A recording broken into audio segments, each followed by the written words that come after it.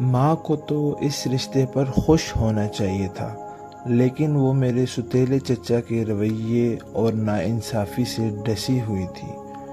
ان کو زمیندار طبقے سے ہی خوف آتا تھا، لہذا خوش ہونے کے بجائے انہوں نے نفرت کا اظہار کیا اور حمزہ کے والدین کو رشتہ دینے سے انکار کر دیا۔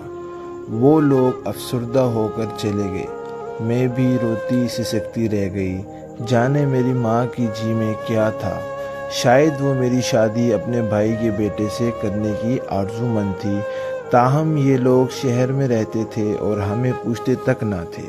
کبھی کبھار میری ماں خود اپنے مغرور بھائی اور بھابھی سے ملنے چلی جاتی تھی۔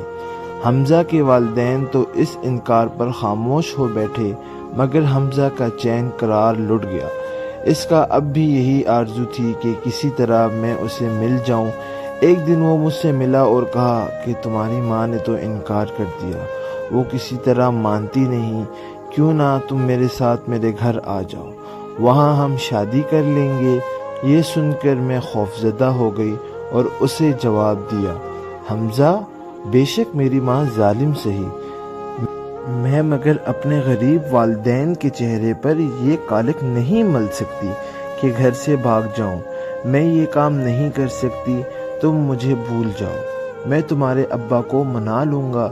اس نے کہا، ابا تو راضی ہے، لیکن ماں بھی کوئی ہستی ہے، میں ان کی بددعائیں نہ لوں گی، اور تم جانتے ہو کہ یہ تانگے والا میرا ستیلا باپ ہے، میرا حقیقی والد تو فوت ہو چکے ہیں، میں ان کی روح کو تکلیف نہیں دینا چاہتی۔ میں ایسا کہتے ہوئے بہت رو رہی تھی۔ اس نے بڑی منتیں کی، وہ گاڑی لایا تھا جو سڑک کے پار کھڑی تھی، لیکن میں نہ مانی، جس کے باعث وہ بہت غم زدہ ہوا۔ وہ تو یہی چاہتا تھا کہ یہ اچھے خاندان کی بیٹی ہے، اچھے خاندان میں آ جائے، مگر میری حمیت نے گھر سے بھاگنے کو گوارا نہ کیا۔ میں اپنے غریب ماں باپ کی عزت کی خاطر اپنی زندگی کو داؤ پر لگا رہی تھی۔ وہ دور ہی ایسا تھا جب لڑکی اور لڑکا خاموشی سے اپنے بزرگوں کے فیصلے کے سامنے سر جھکا دیتے تھے، اور ان کو اتنا بھی اختیار حاصل نہیں تھا کہ وہ ان فیصلوں کے خلاف احتجاج کر سکیں۔ حمزہ چلا گیا اور میرا سکون بھی ساتھ لے گیا، اور مجھے کسی پل قرار نہ تھا۔